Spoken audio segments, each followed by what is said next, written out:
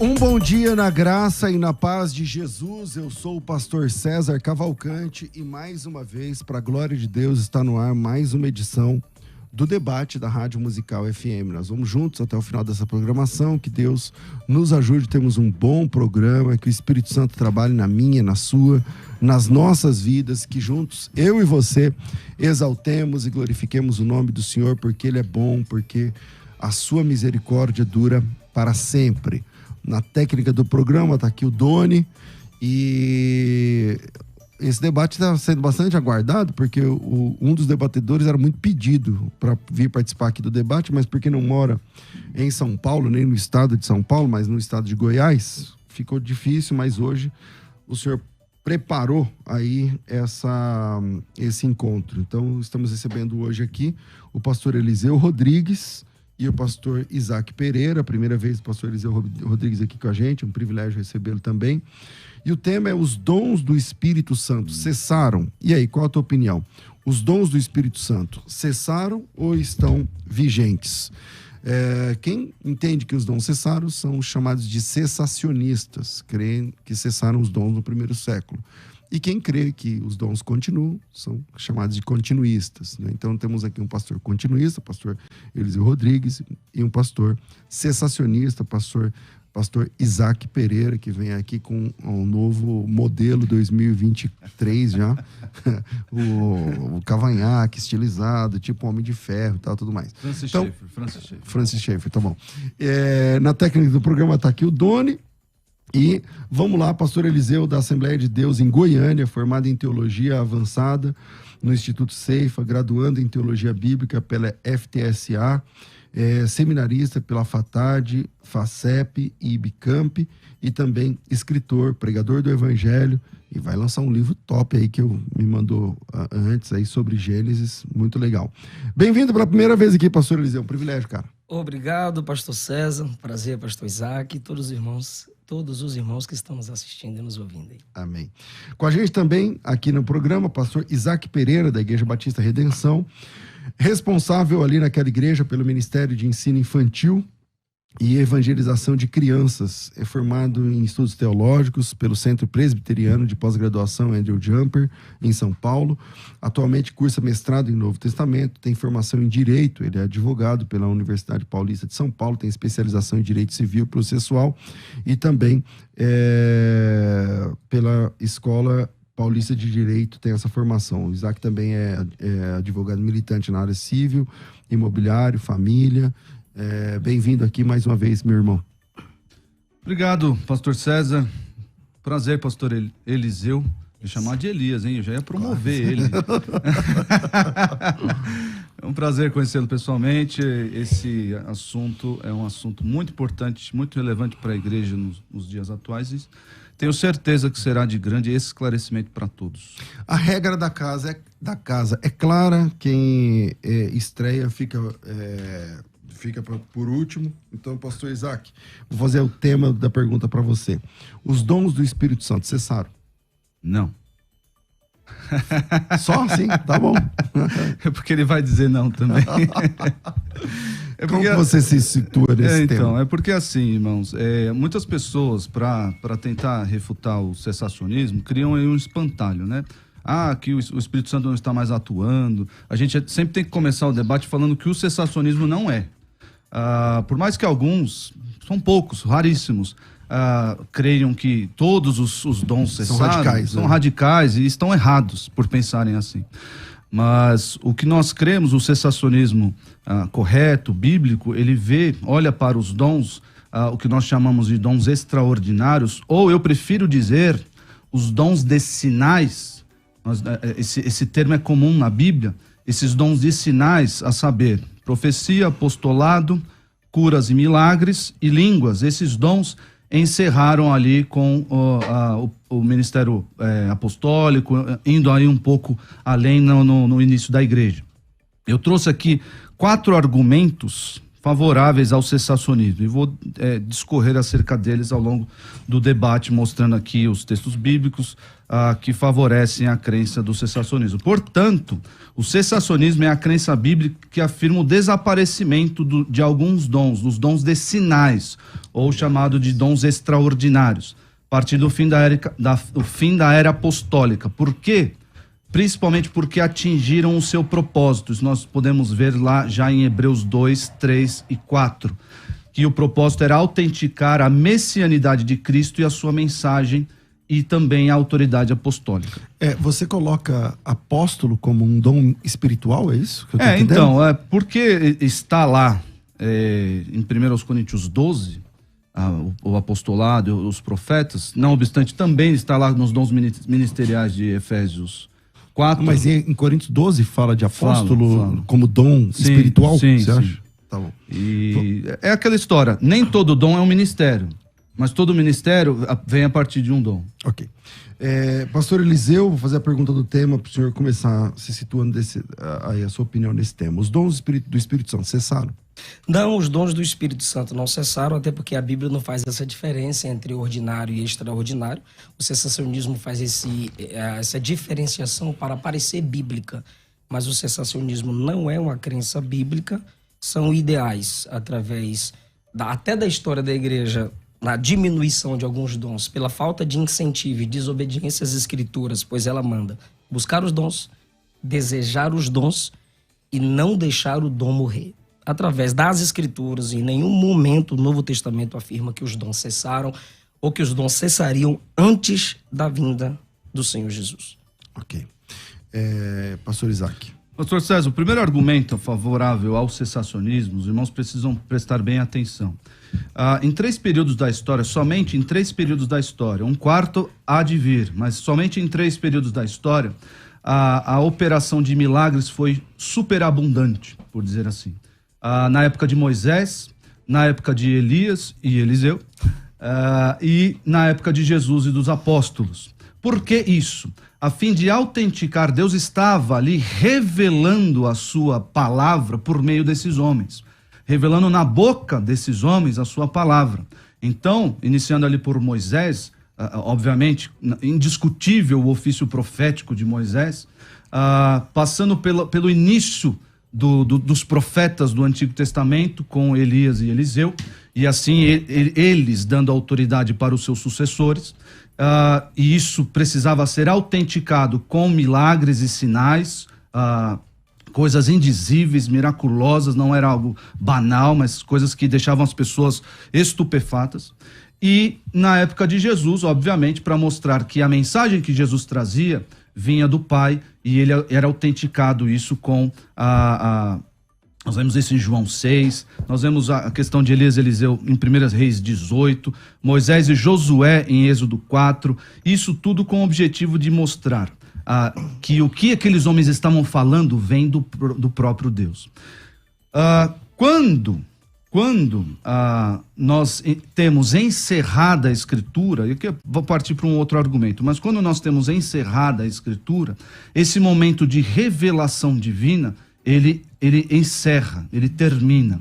Portanto, nós temos já na palavra de Deus tudo o que precisamos, toda a verdade revelada, tudo que precisamos para a fé, para a salvação e para a piedade. Então, o primeiro argumento aqui em favor do cessacionismo é que esses 3 momentos únicos na história, um quarto há de vir, na manifestação do anticristo, mas nesses 3 momentos da história tem esse objetivo. Nós podemos ver isso em Atos 2, 22, Jesus, varão aprovado por Deus diante de vós com milagres, prodígios e sinais.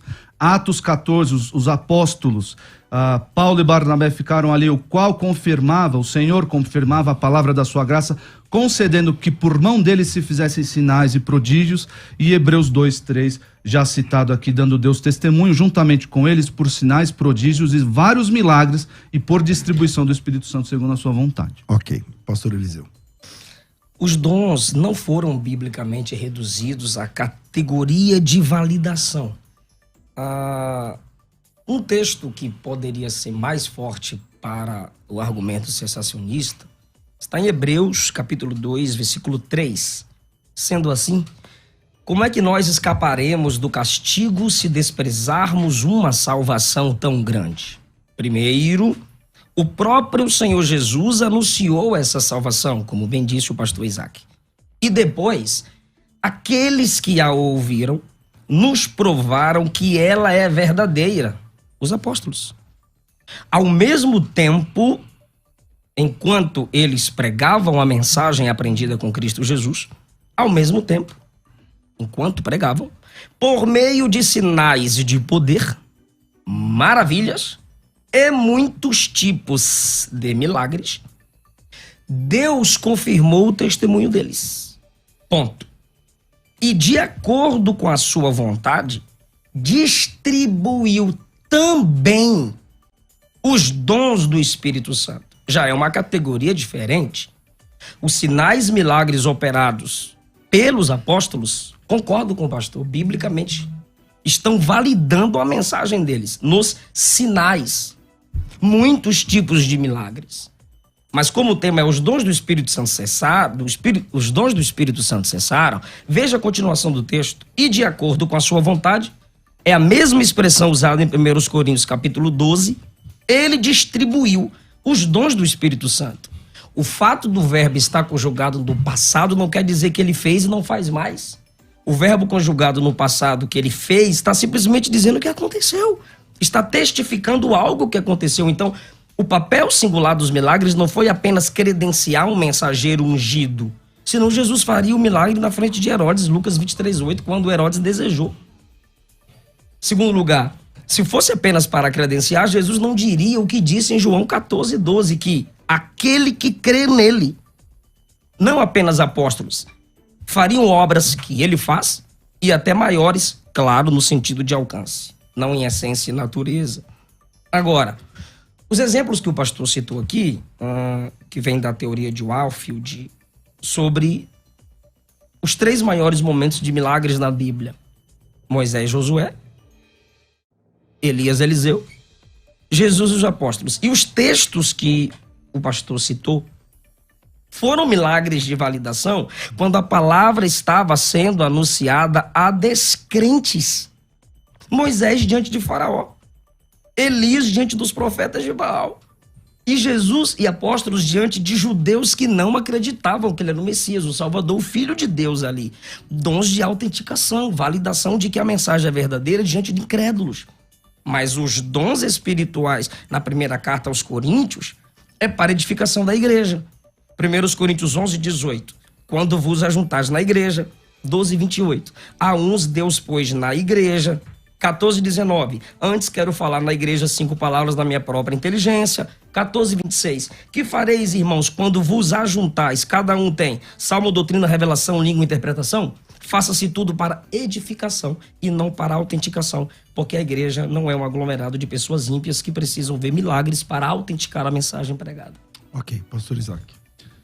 Essa questão, antes de eu apresentar meu segundo argumento aqui, essa questão de verificar sinais para que se creia, né?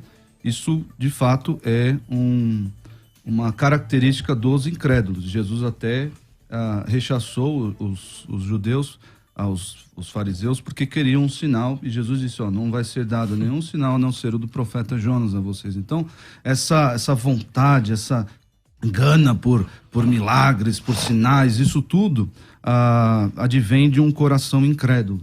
Não obstante, há vários relatos onde Jesus performa, realiza milagres, termina dizendo, e as pessoas creram na sua mensagem, creram que ele era o Filho de Deus, creram a partir de vendo o que ele diz, ele falava com autoridade, aquilo estava sendo autenticado, não era só algo da sua boca, viram que ele realmente era o Filho de Deus. Mas o segundo argumento aqui, e aqui talvez alguns continuistas acreditem ou tenham aí os seus argumentos para concordar um pouco comigo, porque cremos todos que a Bíblia é suficiente para a vida do crente, para a salvação, e Deus não está mais revelando a sua vontade do modo como revelou nas Escrituras, e uma vez encerrado o cânon, nós devemos respeitá-lo como regra de fé e prática, e nada que venha fora disso, depois disso, além disso, deve ser considerado. Antes, pode ou deve ser, naquela época, na época dos Coríntios especialmente, deveria ser dos Coríntios e dos profetas do Antigo Testamento também. Não dá para dizer que existem diferenças aí, porque a profecia naquela época era para ser julgada, conforme o próprio texto de 1 Coríntios 14, e Êxodo 13 e Êxodo 18. Eles deveriam ser julgados por alguns critérios aqui que não cabe dizer. Mas nós vemos aqui que nós fomos edificados, em Efésios 2:20, edificados sobre um fundamento. Que fundamento é esse? O fundamento dos apóstolos e dos profetas. Então, edificados, nós, igreja, estamos edificados, nós não colocamos mais nada a esse fundamento, nós estamos baseados, isso encerrou para nós. Nós não precisamos mais de profetas revelando a vontade de Deus hoje, a palavra de Deus hoje. Por quê? Porque nós temos na Escritura suficiência para a nossa vida. Isso nós vemos em 2 Pedro 1:3, 2 Timóteo 3:16 e 17, dizendo que o homem de Deus, por meio da Escritura, é perfeito, ou seja perfeito e perfeitamente habilitado para toda boa obra. E 2 de Pedro 1:3 diz que nos têm sido doadas todas as coisas que conduzem à vida e piedade pelo conhecimento completo daquele que nos chamou. E vemos que em Judas 1:3, a fé aqui sendo o composto, sendo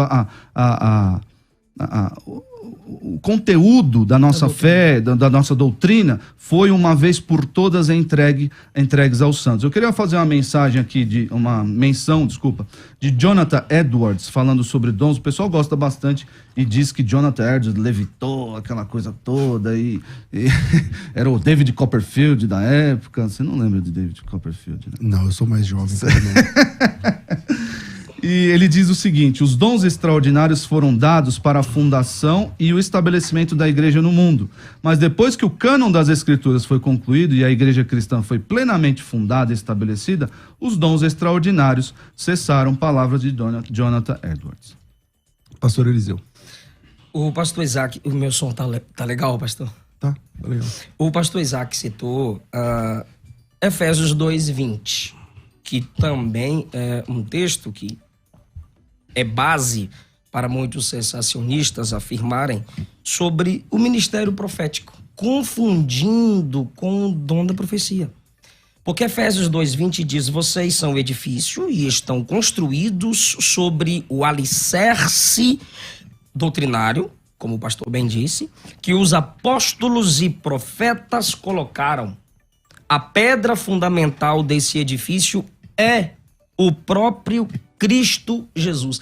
Não há nenhum pentecostal, não há nenhum continuista que estude a Escritura Sagrada que duvide disso. Isso é doutrina. Porém, mais uma vez, os dons, conforme o tema, baseado, pelo menos na minha concepção, a partir de um modo mais detalhado, teologicamente falando, da primeira carta aos Coríntios, capítulo 12, é diferente. O dom da profecia, 1 Coríntios 12, 13, 14, de Efésios 2:20. Efésios 2:20, pastor César, pastor Isaac, diz que apóstolos e profetas aqui de Efésios 2:20, eu quero mostrar a diferença entre os profetas ou a profecia de Efésios para Corinto. Eu vou até simplificar assim. É que os apóstolos e profetas de Efésios 2:20 foram responsáveis pela base doutrinária da igreja. Uma vez que a pedra fundamental, doutrinas, foi lançada, estes apóstolos, estes profetas como fundadores doutrinários já não são mais necessários. Porém, Romanos 12, 1 Coríntios 12 ao 14, descreve uma função importante, porém não fundamental, não basilar para a doutrina da igreja. E eu provo. Apóstolos e profetas de Éfeso, ou da carta aos Efésios, que não eram da igreja em Éfeso, é da carta aos Efésios, eles têm a autoridade inquestionável, tanto que seus escritos entraram no cânon. As profecias dos discípulos, em Atos 19, discípulos de João, as filhas de Filipe que profetizavam? Se profetizavam, tem profecias. Cadê as profecias dos profetas? Cadê as profecias de Atos 19? Cadê as profecias de Atos 21 das filhas de Filipe? Cadê as profecias da primeira carta aos Coríntios 12, 13 e 14? Não tem. Por quê? Porque não são fundamentais para a doutrina da igreja ser fundamental. Não é fundamental. Lição B. Os profetas em Efésios 2 são singulares no sentido de estarem ligados aos apóstolos, exercendo um papel que não é encontrado em outro lugar nas cartas paulinas, de evangelização aos gentios. Através da mensagem dos profetas, Cristo e os apóstolos evangelizaram gentios e judeus. Os profetas e o dom de profecia, Atos e Coríntios, não fazem parte dessa categoria de mensagem basilar para o alcance dos gentios, conforme Paulo ensina em Efésios 2, que esse é o contexto. Ele diz, gentios e judeus estão fundamentados em uma doutrina criada desde o Antigo Testamento, pregada pelos apóstolos. Profetas e apóstolos de Efésios 2 compõem uma base única de proclamação evangelística. Os dons de profecia, 1 Coríntios 12, não se baseiam ao propósito evangelístico de alcançar o ímpio, mas a edificação da igreja. Ok. Pastor Isaac. Antes de apresentar aqui o terceiro e quarto argumento, eu queria só endereçar essa questão dos profetas, porque assim, nós não encontramos distinção nas escrituras do ofício de profeta em nenhum momento. Eu sei que existem alguns irmãos continuistas que creem que o profeta é aquele que fala da parte de Deus, ou aquele que fala a palavra de Deus. A questão é que o profeta, o que o profeta fala na escritura, o que o profeta fala é palavra de Deus, inerrante e infalível. Não é à toa que Deus manda julgar falsos profetas. Então, nós não podemos olhar, fazer essas distinções aqui. Eu fui acusado de fazer, o cessacionista é acusado de fazer distinção entre dons. E aí eu acuso os continuistas de fazer distinção entre os profetas. Mas não existe. O profeta foi dado, e o profeta de 1 Coríntios 14, ele era necessário naquela época, muito necessário, e louvado até por Paulo, porque não havia o cânon encerrado. E a igreja precisava saber como funcionar pela palavra desses homens e mulheres, habilitados pelo Espírito Santo. Mas uma vez que o cânon se encerrou, a revelação de Deus acabou, não existe mais necessidade para Deus revelar a sua vontade por meio da boca de ninguém, porque tudo está na palavra. Notem bem, essa distinção, mas aí o pastor Eliseu é profeta quando prega a palavra, o pastor Isaac é profeta quando prega a palavra. Nós somos pastores que, a partir da revelação que temos, ensinamos, pregamos, explicamos o texto bíblico, só isso. Só isso. Falamos da parte de Deus, trazemos revelação nova? De jeito nenhum. Meu terceiro argumento aqui em favorável olha só, ao sensacionismo. Aleluia! Ao sensacionismo com relação à qualidade e à quantidade desses sinais. Se o Espírito Santo continua a ministrar dons miraculosos nos dias atuais, seriam os mesmos da época dos apóstolos. Pessoas ressuscitando, cegos de nascença vendo, coxos de nascença andando. Mas o que nós vemos por aí, esse aqui é um argumento a partir da experiência e da história da igreja, da história da experiência da igreja, é que esses dons perderam, por assim dizer, se é que eles ainda existem, perderam aí a sua qualidade. Parece que o Espírito Santo deu uma diminuída, e o Espírito Santo agora está curando dor na lombar, depressão, dor de cabeça, e não está mais ressuscitando mortos, não está mais curando cegos de nascença e os milagres que nós vemos no Novo Testamento. Então, a qualidade desses ditos milagres, desses ditos sinais, essas ditas curas, mostra que o próprio apóstolo Paulo vai dizer, ele era apóstolo, tinha o dom de curar. Ele diz na sua segunda carta a Timóteo, deixei Trófimo doente em Mileto. Apóstolo, por que não curou? Timóteo, toma um pouco de vinho. Mas Jesus Cristo também deixou pessoas que não foram curadas por causa da incredulidade deles. Então vamos lá. É falta de poder em Jesus? Não. Então vamos lá. No Novo Testamento existem curas de doenças menores. Sim. Por exemplo, do que Jesus curou a sogra de Pedro? De uma febre. Sim. É uma febre. Uma febre é uma coisa corriqueira. Mas veja se você bem, toma um Doril, você paga um Doril, alguma coisa assim. Então, deixa eu só concluir. Então, na Bíblia, Jesus Cristo cura uma mulher de uma febre. Jesus Cristo cura uma mulher de um ciclo menstrual muito forte. Sim. Então, que é uma coisa menor. Mas veja bem, que ela sofria. Tudo isso... Então, o que eu quero chegar assim, você está dizendo que o continuismo, ele entende... se o continuismo é fato, então a qualidade dos dons, ou a qualidade das curas, caíram. E aí você precisa fazer pesquisa. Porque, por exemplo, ressurreições de mortos acontecem o tempo todo na história da igreja hoje. Cegos enxergando acontece o tempo todo hoje. Aleijado andando hoje. Eu já vi surdo que nunca ouviu, de 8 anos de idade, passar a ouvir. Então, é o demônio? Então, como lidar com isso? Vamos lá. A questão dos milagres que você mencionou, eles foram concedidos, foram realizados com o fim de edificação de um grupo maior, de um pessoal maior, não só para benesse ou para o benefício ali da sogra de Pedro, ali, só porque Jesus tem esse poder. Qual o bem maior nesse caso? É o testemunho. É o testemunho. Mas sempre é. Claro. Até hoje. Mas deixa eu terminar aqui com relação... Eu falei sobre a qualidade, agora eu vou falar sobre a quantidade. Você falou, tem mortos ressuscitando hoje. Me dá o endereço. Então vamos lá. A igreja do pastor Deiró, que você conhece de nome aqui da rádio, ela nasceu no dia que um cara levantou do caixão que estava sendo velado e viveu. Bem, me dá o endereço de uma pessoa que quatro dias... Avenida Mateu Bem, 4 dias... Mas olha só. Na Igreja de Deus e Amor, por exemplo, Isaac, se você der um Google, você vai achar, tem um cara que levantou de morto de dentro da geladeira do IML. A quantidade, agora sim, a quantidade desses milagres, desses sinais, ela é diminuída à luz do que nós vemos nos 3 períodos da história que eu mencionei. Foram períodos em que os milagres foram inúmeros. O próprio texto bíblico diz que se as obras de Jesus, os milagres de Jesus fossem registrados, nós teríamos uma biblioteca necessária para que isso acontecesse.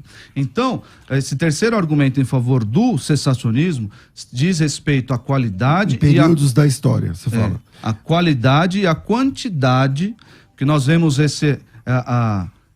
isso acontecendo menos no meio do povo de Deus. Acontece aqui, acontece acolá, acontece X. E na época que esses sinais foram realizados, isso era para testemunho de toda a igreja, de todo o povo, e o texto histórico está aí. O quarto argumento, depois eu apresento o quarto argumento, que é Vou mencionar aqui alguns autores. Pastor Eliseu. Eu queria começar por onde o pastor Isaac começou, que não há essa diferenciação. Peraí.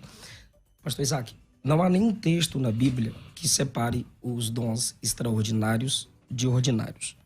Os mesmos textos que falam língua, apóstolo, fala sobre o mestre, o profeta e o operador de milagre. Capítulo 12, versículo 29. O texto, em um versículo só, coloca o que os cessacionistas dizem de dons ordinários, que é mestre, pastor, mas no próprio texto tem operadores de milagres, então não tem como separar. Porém, a separação que eu fiz é 1 Coríntios 12, fala sobre a profecia.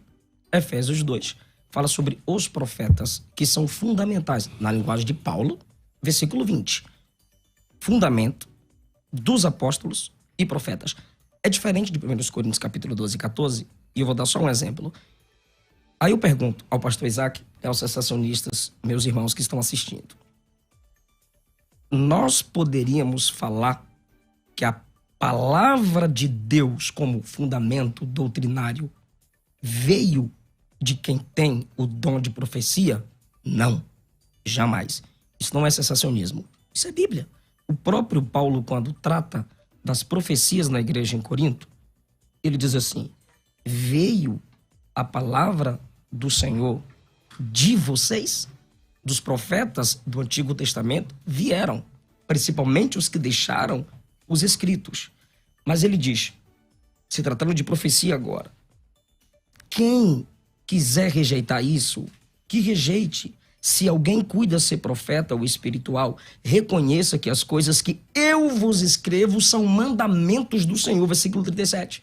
O que ele está dizendo é, se você tem um dom de profecia, suas palavras não são doutrinárias.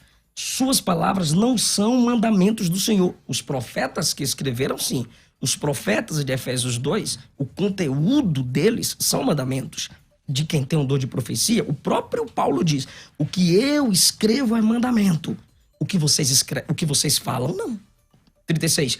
Porventura saiu dentre vós a palavra de Deus? Ou ela veio somente para vós? Para os profetas, sim. Para quem tem um dom de profecia, não. Mas ele conclui. Se alguém quiser ignorar isso, que ignore. Você não é profeta coisa nenhuma. 39. Portanto, procurai com zelo profetizar e não proibais falar línguas. Procurar com zelo profetizar é você reconhecer que você tem simplesmente um dom de profecia. Bom, infelizmente o tempo vai curto, tem que fazer já um break, já passamos 1 minuto e daqui a pouco eu vou ser mandado embora. Já assinei 2 avisos, estou quase mais para lá do que para cá. Vira aí, a gente volta já, vai. A Musical está de aplicativo novo. Entre na loja de aplicativos do seu celular e baixe a nova versão. Tem sempre novidades e o melhor conteúdo da sua Musical FM para você ouvir em qualquer lugar do Brasil e do mundo, a qualquer hora. Musical FM 105.7. Mais unidade cristã. Com o pastor César Cavalcante.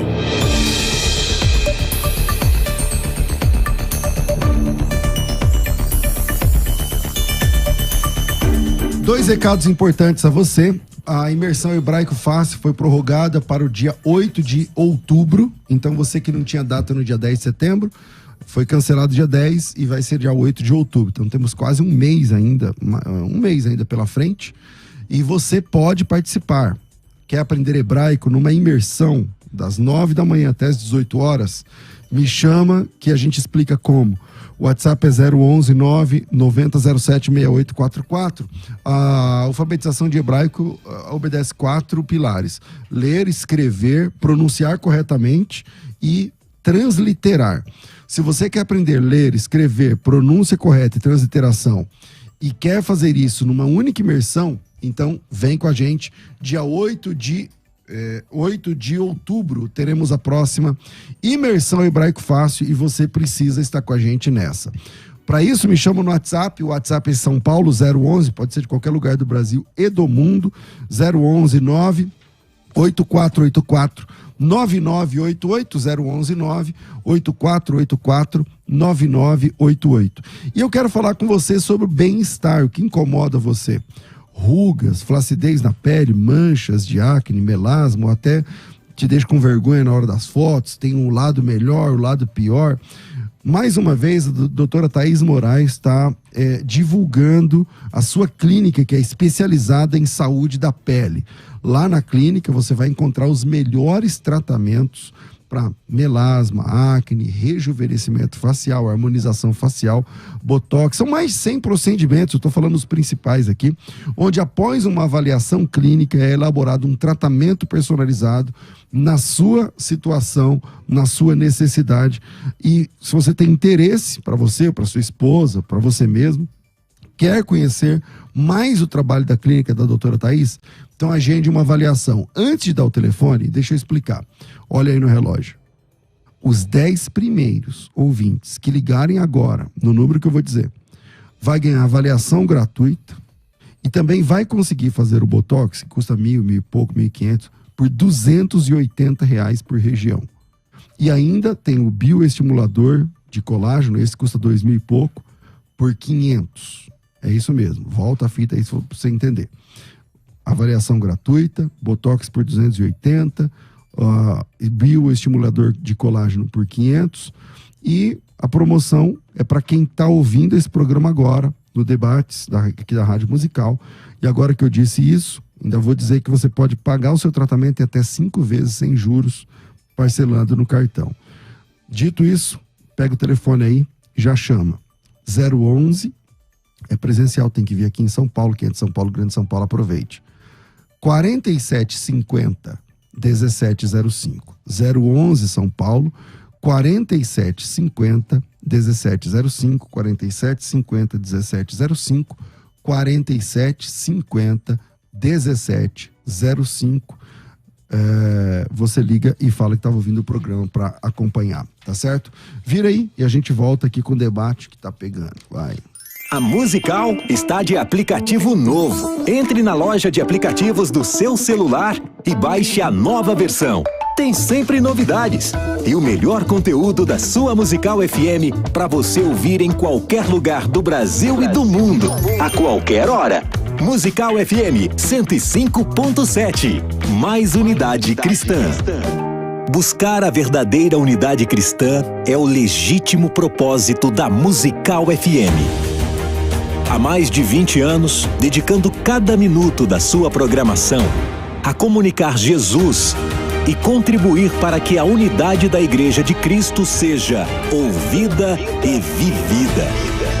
Seguimos fortalecidos como corpo para que o Evangelho alcance a todos. Musical FM, mais unidade cristã. Você está ouvindo Debates, aqui na Musical FM. Ouça também pelo nosso site www.fmmusical.com.br. Estamos de volta com o nosso programa de debates da Rádio Musical FM e eu volto aqui. Eu fechei o bloco com o pastor Eliseu, volto aqui com o pastor Isaac Pereira, que entende que na época de Moisés, como é? Moisés, Elias, Josué, Elias, Eliseu, Jesus apóstolo. Jesus apóstolo, né? Ficou fácil, né? Muito embora. É uma dupla, né? A sua sorte que eu não tô no debate. Por que você faz com os juízes? O Gideão, os Macabeus, a Ruth. Não tô falando que Deus. Esther, é aquela história, né? Como Deus não usou essas pessoas? Então, o sensacionismo, ele não diz que Deus é impedido, que Deus está. Mas é 2 contra 2. Tem uma ali do seu lado. Que Deus está amarrado. Gente, não é nada disso. Que coloca Deus numa caixinha. Gente, para. Isso aí, isso empobrece o debate. Empobrece porque você cria essas coisas na sua cabeça a fim de, eu tô com a razão porque XYZ. Não, a gente tem que olhar com sinceridade os textos bíblicos, com a exegese perfeito, com a exegese boa. E Deus realizou milagres. Deus realizou milagres desde Abraão. Porque esses momentos da história foram momentos de revelação da palavra de Deus, revelação do que Deus estava dizendo, Moisés, Josué, Elias, Eliseu, início do ministério profético, ali, de todos os profetas, e Jesus, os apóstolos. O quarto argumento a favor do cessacionismo é um argumento histórico. A história da igreja, Hebreus 2, como mencionado aqui pelo pastor, traz ali como o ministério de Jesus como algo já efetivado, sinais e milagres, né? Algo apresentado como já no passado. João Crisóstomo, no ano 300 aproximadamente, escreveu sobre 1 Coríntios 12. A passagem inteira é muito obscura, mas a obscuridade é produzida por nossa ignorância dos fatos referidos e por sua cessação. Fatos que ocorriam, mas agora não tem mais lugar. Agostinho, ano 400. Nos tempos antigos, o Espírito Santo veio sobre os crentes e eles falaram em línguas que não haviam aprendido, conforme o Espírito concedia que falasse. Ele vai aqui, esses sinais foram adaptados ao tempo, ele termina, isto foi feito por um sinal, e o sinal findou. Teodoreto de Ciro, também nessa época, disse, alguns falaram em línguas que eles não sabiam e que ninguém lhes havia ensinado, enquanto outros realizaram milagres ou profetizaram. Mesmo no nosso tempo, a graça é dada, eles estavam mais interessados em se mostrar, os coríntios, falando dos coríntios e o 1 Coríntios 14, estavam mais interessados em se mostrar do que usar os dons para edificação da igreja, por isso que tem lá 1 Coríntios 14. Mesmo no nosso tempo, a graça é dada para aqueles que são julgados dignos do santo batismo, mas não pode assumir a mesma forma que possuía naqueles dias. Aí, dando um salto aí na história, Martinho Lutero vai dizer, uma vez que a igreja tinha sido estabelecida e devidamente anunciada por esses milagres, ele está comentando 1 Coríntios 14, 22, a aparência visível do Espírito Santo cessou. João Calvino, embora Cristo não declare expressamente se ele pretende que esse dom de milagres seja temporário ou permaneça perpetuamente na igreja, é mais provável que os milagres tenham sido prometidos apenas por um tempo, para dar brilho ao evangelho enquanto ele era novo ou em estado de obscuridade. Ele também diz, João Calvino, o dom de cura, como o resto dos milagres, os quais o Senhor quis que fossem trazidos à luz por um tempo, desapareceu, a fim de tornar a pregação do evangelho maravilhosa para sempre. Aqui, especialmente sobre o dom de curas, outro espantalho que criam é que o cessacionista não acredita nas curas de Deus. Gente, nós oramos por milagres todos os dias. E o maior milagre que nós presenciamos, e todos aqui presenciam, continuistas ou cessacionistas, é Deus retirar a alma do inferno, tirar um perdido, um pecador que estava perdido, e levá-lo à sua comunhão, levá-lo ao céu. Esse é o maior milagre, é dar vida àquele que estava morto. Nós presenciamos isso todos os dias pela graça de Deus. E pedimos humildemente, assim como Elias orou, assim como o Senhor Jesus ensinou para orarmos com insistência, pedimos para o Senhor por curas. E ele atende, às vezes, e às vezes não atende. A diferença é que homens possuídos do dom de curar, eles, revestidos desse poder vindo do Espírito Santo, as pessoas tocavam em sua sombra, eram curadas, tocavam em suas vestes, eram curadas. Hoje, existe um arremedo péssimo, um péssimo arremedo desse dom. Nós oramos, pedimos a Deus e Deus cura. Mas, vou impor as mãos sobre você, você será curado. Isso não tem hoje em dia. O pastor mencionou aqui a questão do dom de profecia, antes que eu esqueça, para fazer a diferenciação. O problema é que, se nós não ouvirmos os profetas de 1 Coríntios 12, dizendo os que possuem dom de profecia, nós não estaremos ouvindo o Espírito Santo de Deus, porque quem habilita, quem dá o dom de profecia é o Espírito Santo de Deus. Então, nós deveríamos, os coríntios deveriam ouvir claramente todas as pessoas que possuem o dom de profecia. Por quê? Porque esse dom era dado pelo Espírito Santo de Deus. E é um dom infalível e inerrante à época que ele foi realizado. Pastor Eliseu. Como o pastor concluiu com a profecia que eu falei, parece que ele gostou desse texto. Eu vou te mandar os Eu não mencionei línguas ainda. Tô esperando. Tem um argumento de línguas aqui, que a gente não entrou nos dons por... Sim, está mais uma visão geral. O senhor precisa vir mais para São Paulo. Claro. Os Será um dons. privilégio.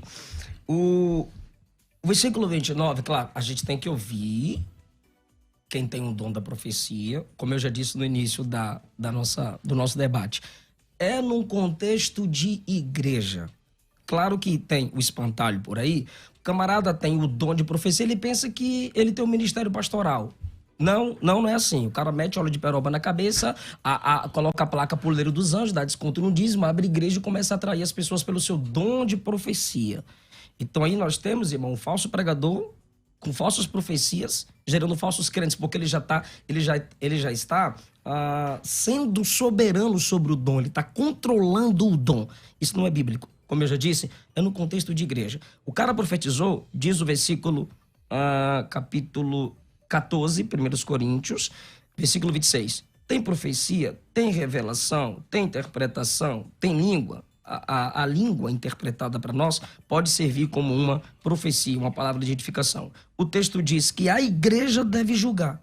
As profecias dos profetas fundamentais, a igreja não tem que julgar, tem que se submeter. Agora, quem tem o dom de profecia, a igreja vai julgar, vai analisar. Por quê? Porque o dom da profecia não tem o mesmo peso das Escrituras Sagradas, senão Paulo não mandaria os irmãos em Tessalônica analisar as profecias, não rejeitá-las e reter o que é bom. O pastor também foi lá na história para falar sobre os dons miraculosos.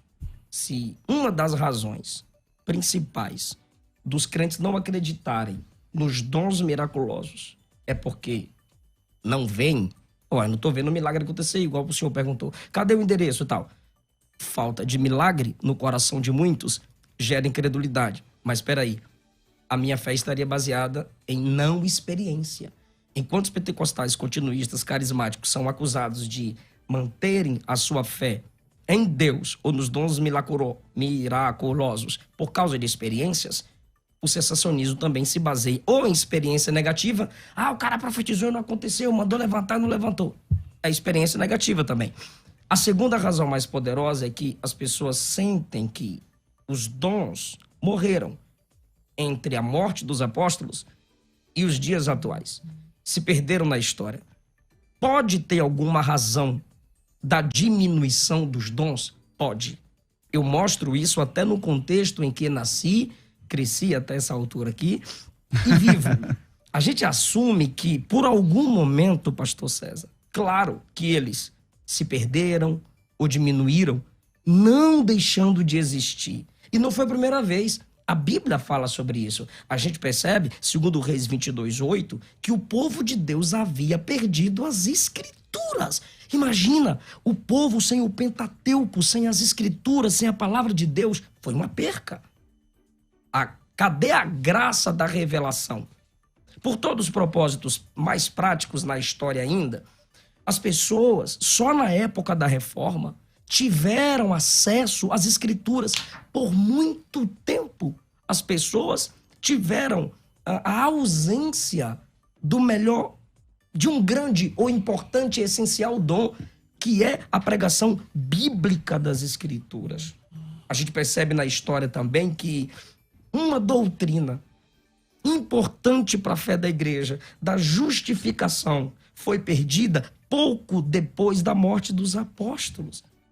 A epístola de Barnabé, o pastor de Hermas, mostra que por muito tempo a doutrina da justificação não era pregada, só foi resgatada na reforma protestante. Então, se a igreja não ora, não busca, não deseja, se sobre isso não se prega, como a Bíblia ensina, capítulo 12 aos Coríntios, versículo 31, procurai com zelo os melhores dons. Versículo 31, procurai com zelo os melhores dons e eu vos mostrarei um caminho ainda mais excelente. Não quer dizer que o amor tem que anular o dom. O caminho é o amor para se conquistar os dons, porque Deus não vai dar dons para quem não ama. No capítulo 14, versículo 1, segui o amor e procurai com zelo os dons espirituais. Por muito tempo, como já foi dito pelo pastor Isaac, estas pregações desses homens que ele citou, tirando do povo o desejo de buscar os dons, é natural que a igreja não busque. Houve um período na história que só o Papa falava, só o clérigo tinha autoridade e o serviço na igreja, conforme ensinado em 1 Coríntios capítulo 12, versículo 14, ficou descartado. Por quê? Só o Papa é o cara. Aí entra Calvino. Calvino entra com esse sensacionismo apologético para que as pessoas reconheçam que o Papa não é o representante direto de Cristo. Se Roma, se a Igreja Católica é falsa, se a pregação que ela prega é falsa, o resultado é que os milagres também são falsos. Porque, já que o sensacionismo prega que os milagres são para validação, assim os papas faziam. O meu ministério é validado pelos dons que eu invento. Então, Calvino bate. Seus milagres são falsos, os milagres não existem, os papas têm que voltar ao seu lugar de origem, que é sentar, calar a boca e deixar Deus usar quem ele quiser.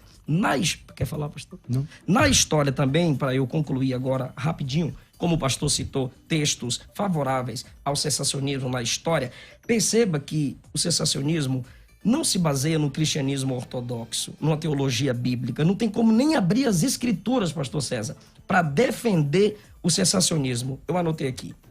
Agora, o continuismo, sim. Você abre a Bíblia e você consegue defender. A história não é uma ciência perfeita de estudo, porque o senhor mostra para mim sensacionistas na história dizendo contra os dons, e eu vou para a história então. Justino Marte, ele disse que ele mencionou em seus escritos dons espirituais com dom de línguas pelo Espírito.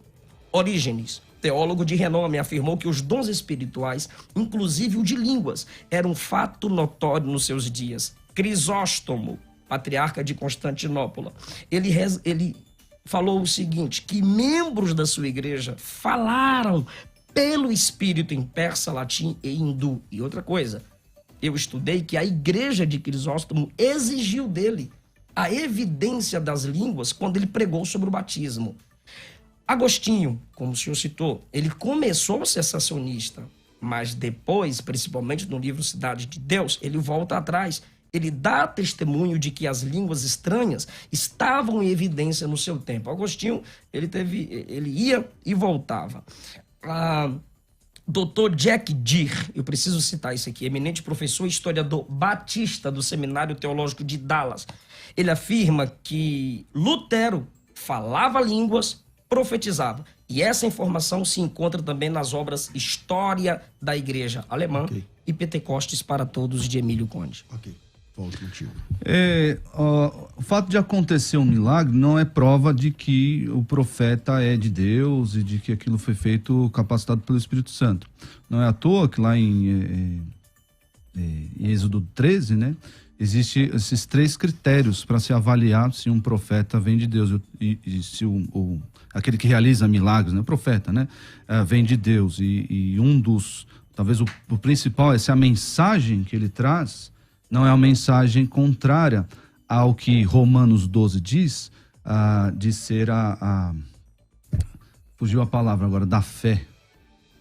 Se alguém profetiza... conforme a proporção da fé. A proporção da fé, isso. Então, esse era o critério. Então, o fato de não acontecer, de acontecer o milagre, então os milagres dos católicos não são válidos. Pode acontecer o milagre, não quer dizer que, pronto, é dom do Espírito Santo. Mas aí tá mudando o tom, né, Varão? Porque agora há pouco você disse assim, me apresentem os milagres. Aí agora você está dizendo assim, não, mesmo que tenha, não é fato. Tô apresentando o que porque agora há pouco você disse assim, hoje os milagres foram reduzidos, a dor na lombar, não sei o quê, você meio que tirou sarro. Aí você diz assim, me apresenta os grandes milagres. Aí eu falei, não, tem um monte. Tem um monte. Se eu abrir o rádio aqui, a gente vai começar a receber testemunhos. Não tem problema. De milagre tipo A, se é o que você procura. Não tem mas agora problema. você está dizendo assim, mesmo tendo milagre, não serve. Mas é o que a palavra de Deus diz em Êxodo 13. Não sou eu que estou dizendo. Então, pelo poder de quem esses milagres são realizados? A palavra de Deus não diz se é do diabo, se é de Deus, mas que nós devemos, como o pastor mencionou aqui várias vezes, nós deveremos julgar os profetas para ver se tem falso profeta. Aquele que fala a palavra de Deus não é falso profeta. E aí nós julgamos como? Por meio da proporção da fé, que é a conteúdo doutrinário, conteúdo revelado. Então, é assim que os coríntios deveriam fazer e os cristãos do primeiro século deveriam fazer. Hoje nós temos a palavra de Deus, você trouxe uma revelação nova aí da sua cabeça, não precisamos disso, não preciso disso para viver. Deus me diz, eis que te digo, o Senhor falou. Tá bom, tá na palavra de Deus, muito obrigado, aceito, já está escrito aqui, já está revelado. Não está? Rejeito. Tchau, obrigado, você é um falso profeta. É assim que funciona, com relação ao dom de profecia. Bom, como vocês lidam, porque o programa já está encaminhando aí para o fim, mas como é que fica Coríntios 13 nessa escala aí, Isaac? Porque lá em Coríntios 13, ele fala sobre profecias e línguas, e ciência e tal. E lá diz assim, o amor jamais acaba, mas havendo profecias desaparecerão. Havendo línguas cessarão. Então tá no sentido que você está falando aí. Vai acabar. Havendo ciência passará, porque em parte conhecemos, em parte profetizamos. Mas o 10 diz quando é que vai acabar. Quando vier o que é perfeito, então é que isso vai acabar. Como lidar com um texto tão claro como esse que diz que tudo isso vai acabar só quando a volta de Jesus acontecer? O cessacionista sério não utiliza esse texto para sustentar o seu argumento. Eu já disse isso aí. O sério não usa esse texto para sustentar seu argumento. Porque, além de Paulo estar utilizando aqui uma linguagem poética e está fazendo um ponto com relação ao amor, bem disse o pastor César que quando vem o que é perfeito, né? Alguns já sustentaram que esse perfeito seria o encerramento do cânon, mas não tem contexto para isso. Não dá. De forma nenhuma tem contexto para isso. Então, eu entendo também que como que você entende isso? Virá o que é perfeito, que é Cristo, encerrará. Mas aí nós podemos enxergar, olha só que interessante. Deixa eu abrir aqui no texto para não falar, não parafrasear errado, né? 13:8 por aí. 13 está aqui. O amor jamais acaba, mas havendo profecias desaparecerão, havendo língua cessarão, havendo ciência passará. porque em parte conhecemos, ciência, e em parte profetizamos. Ué, cadê as línguas? Já fica aqui ele não faz menção a algo que ele acabou de dizer. Mas, enfim. Que profecia e língua sempre é junto, né? Tudo bem, mas ele separou aqui. Separou aqui. Quando, porém, o que vier o que é perfeito, então o que é em parte será aniquilado. Profecia. O que é em parte? Acabou de dizer o que é em parte no versículo 9. A ciência e a profecia. Quem é o perfeito aí? O perfeito é Jesus, quando Jesus voltar. A profecia só não vai acabar quando Jesus voltar? Não é isso que está escrito aí no texto? Mas... Mas mesmo assim você não crê assim, é isso? Não é isso. Mas quando vier o que é perfeito, então o que é parte será aniquilado, ou seja, não precisará mais, naquela época, naquele contexto, não precisará mais de revelação nova. Certo. Revelação nova. Por quê? Porque o Senhor voltará. Enquanto ele não volta, precisa. Não precisa. Certo. Pastor Eliseu. Eu não entendi bem a pergunta do pastor, cadê as línguas? Porque a gente pode fazer o versículo 1, ainda que eu falasse as línguas dos homens, e às vezes o Espírito de Deus pode conceder línguas de outros países para um fim missionário, estrangeiras para um fim missionário, conforme diz Atos 2. Isso também acontece o tempo todo. Que também acontece o tempo todo. Eu, pela misericórdia de Deus pregando na Europa, eu ouço vários testemunhos assim. Eu conheci um rapaz que ele morava no aeroporto de Guarulhos. Procurem no meu Facebook, quem quiser, eu pedi a oferta para ele. Veio um pastor... e ele te deu a oferta? Tô brincando. Tadinho, você pediu por ele. Eu pedi oferta para ele. Estava acontecendo uma guerra fria no país dele e os pais dele o deixaram aqui no aeroporto para que os brasileiros cuidassem dele, pois os pais reconheceram que os brasileiros eram assim. Então, pilotos, comissários de bordo cuidavam dele. Como que ele se entregou para Jesus? Ele disse, pastor, eu escuto suas mensagens. Tem um pregador que os reformados gostam muito aqui no Brasil, os pentecostais também. Me fugiu o nome dele. Gringo? Gringo, ele é americano. Paul Washer. Segundo ele, quando esse pastor veio, passou pelo aeroporto, ele reconheceu esse pastor. E na equipe dele, alguém falou na língua dele. E ele foi deixado aqui no aeroporto com 6 anos de idade. Ele disse que entendeu na língua dele aquela mensagem, foi pro banheiro, começou a chorar.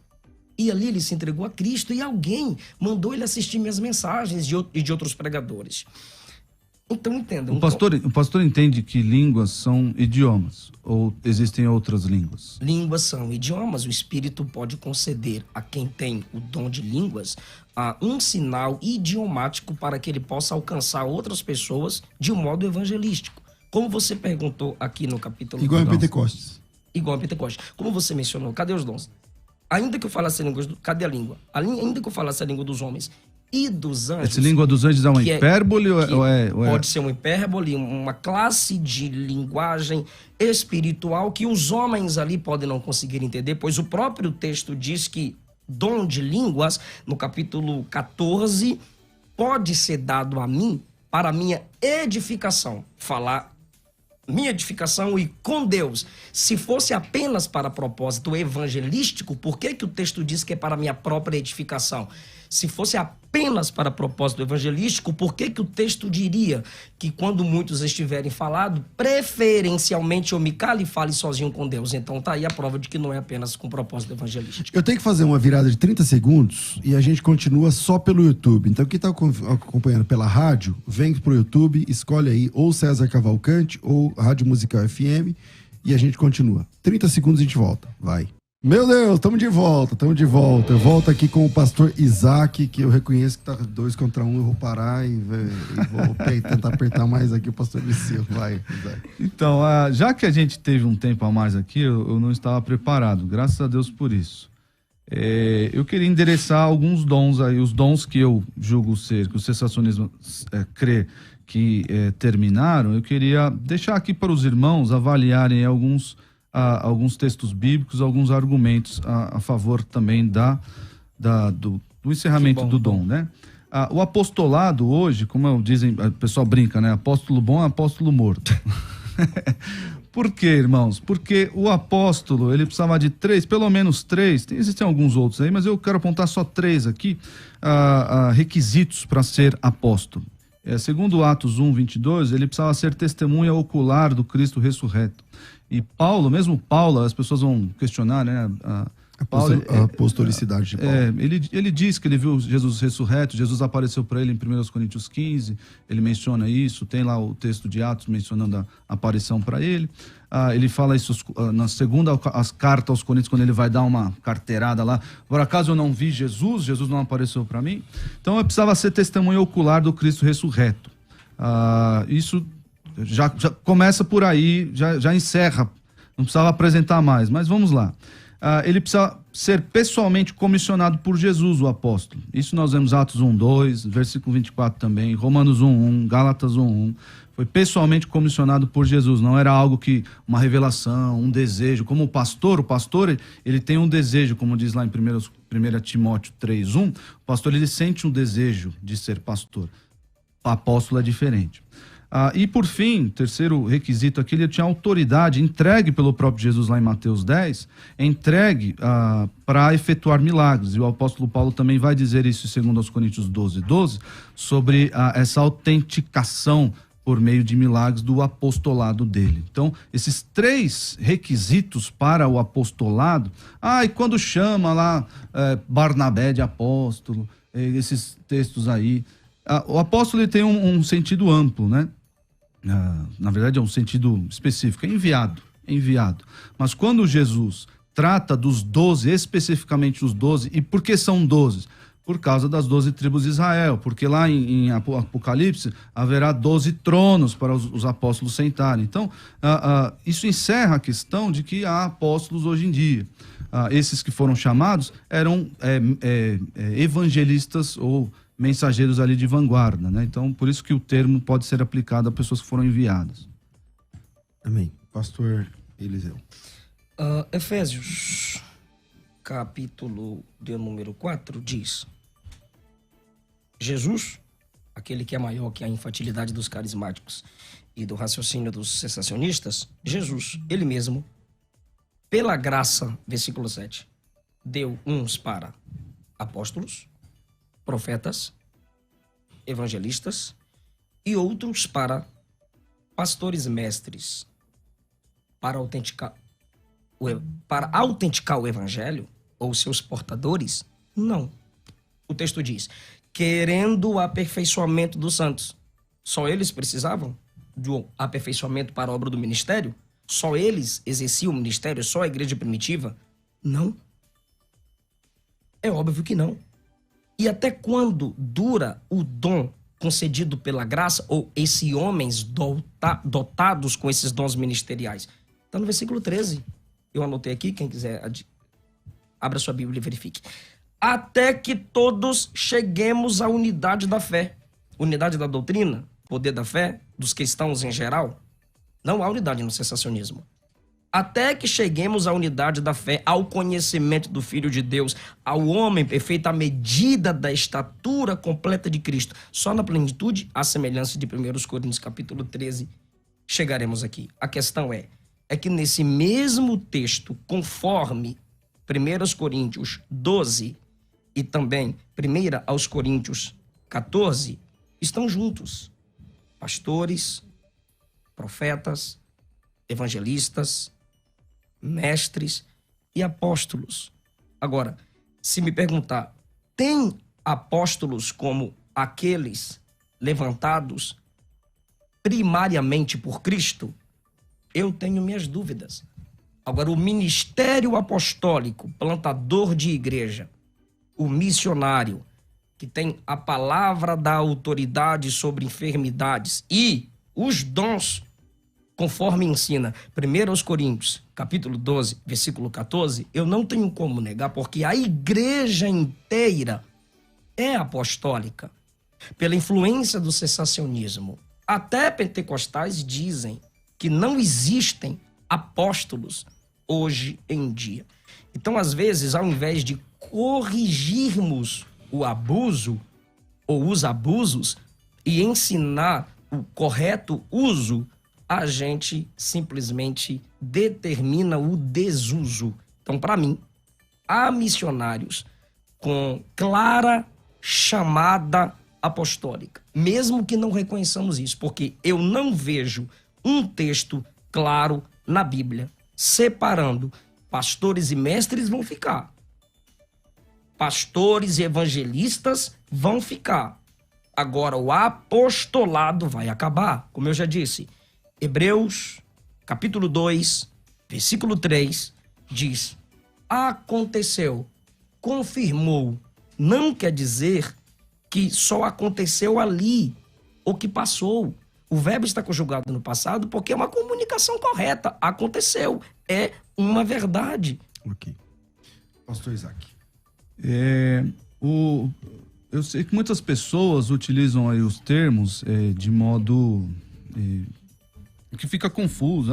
O pastor está dizendo aqui, os missionários, né, são verdadeiros apóstolos, aqueles plantadores de igreja. Hoje nós chamamos de missionários essas pessoas, e é bom para não haver essa confusão mesmo no nosso meio.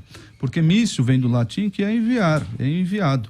É a mesma função semântica aí do termo apóstolo. Mas nós, à luz dos textos que eu mencionei aqui, especialmente Mateus 10, mostra que Jesus empoderou 12 homens, especialmente 12 homens, para um ofício específico.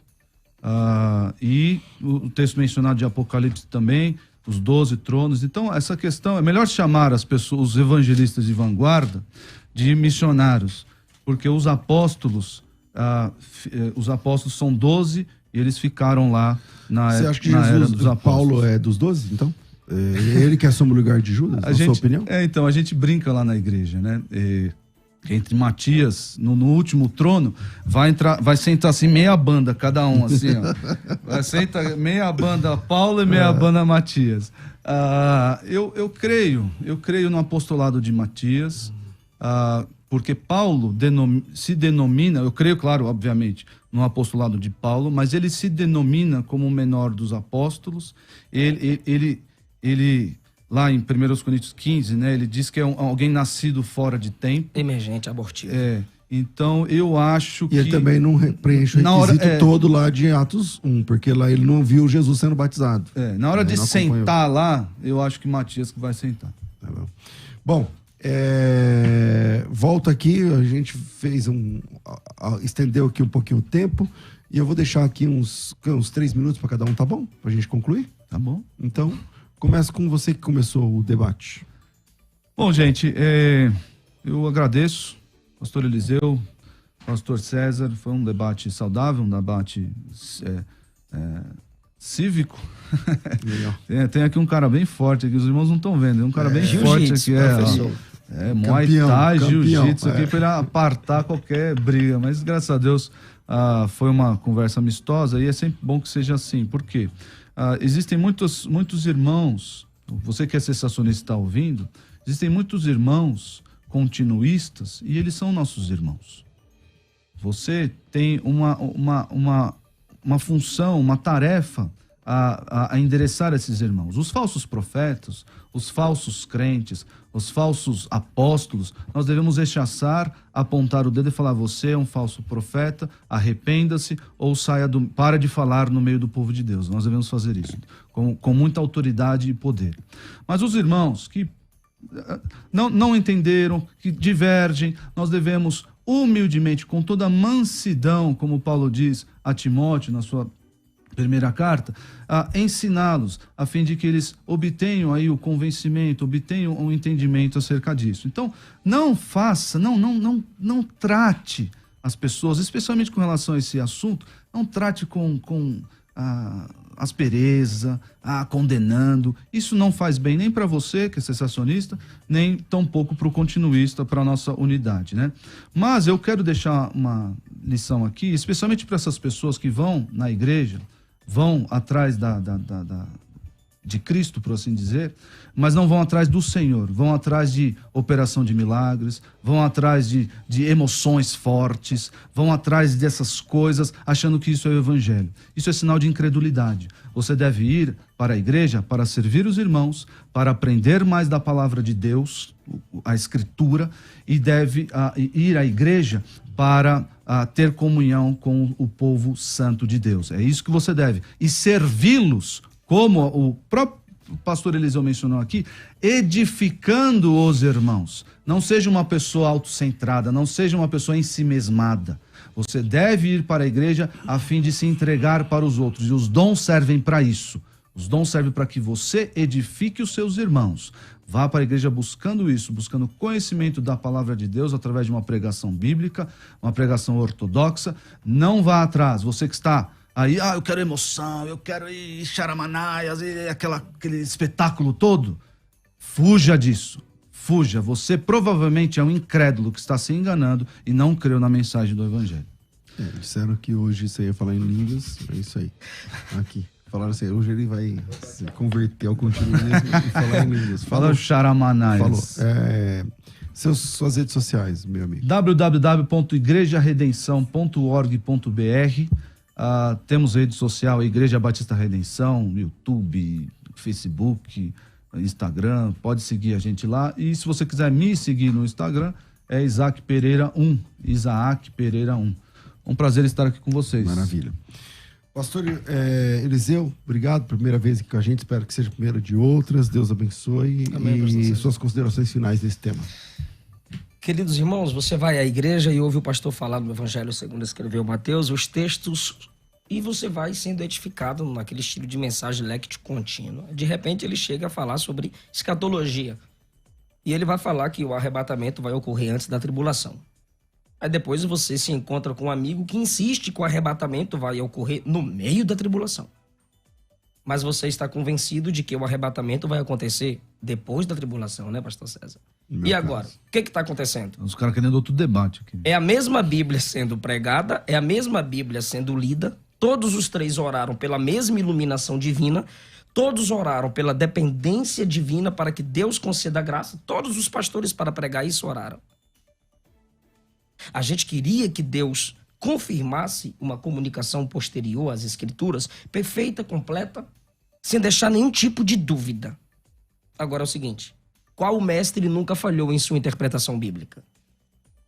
Qual pastor nunca falhou em seu exercício pastoral? Aí você vai dizer, ué pastor, todos falham, todos têm seus limites. E aí, o ministério do mestre não é bom?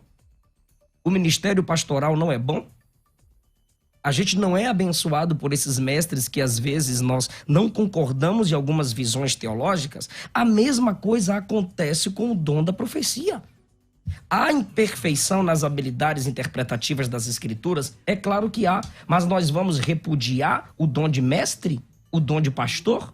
O dom de evangelista? É óbvio que não. Então por que a gente vai repudiar o dom da profecia? Por causa do mau uso. Por ter vindo de Deus, ela é verdadeira, mas a aplicação dela pode ser falha, porque o dotado não é perfeito, o perfeito ainda virá. O profeta pode perceber de modo imperfeito, entregar a profecia de um modo imperfeito. Se o próprio dom de mestre e de pastor está sujeito à falibilidade, mas mesmo assim seu ministério edifica, o dom de profecia também está sujeito à falibilidade na transmissão. Ágabo profetizou para Paulo não ir. Paulo disse, eu vou, porque a profecia de quem tem o dom de profecia não tem o mesmo peso das Escrituras. Então, mesmo o dom do ensino sendo falho, não quer dizer que ele tem que ser descartado. Meu irmão, você que gosta de profecia, você precisa equilibrar. Não é porque o pastor não entra no manto do jeito que você gosta, que ele não tem o dom de mestre. Se submeta, cala a boca, aprenda a mensagem com os mestres que Deus tem estabelecido. E o pastor que tem um dom de mestre, como o pastor César, pastor Isaac e outros, não desprezem o dom da profecia por causa do mau uso. Assim como nós que podemos ter o chamado de mestre pastoral evangelístico, falhamos na transmissão de um dom tão lindo, Quem tem o dom de profecia também pode falhar. Então, se você tem o dom de profecia, evita ficar chamando as pessoas num cantinho e profetizando só no ouvido. Porque a sua profecia tem que ser analisada pela igreja. Todo o contexto de dom profético na carta aos Coríntios é na igreja. Por que você só profetiza nos ouvidos? E por que você só profetiza para rico?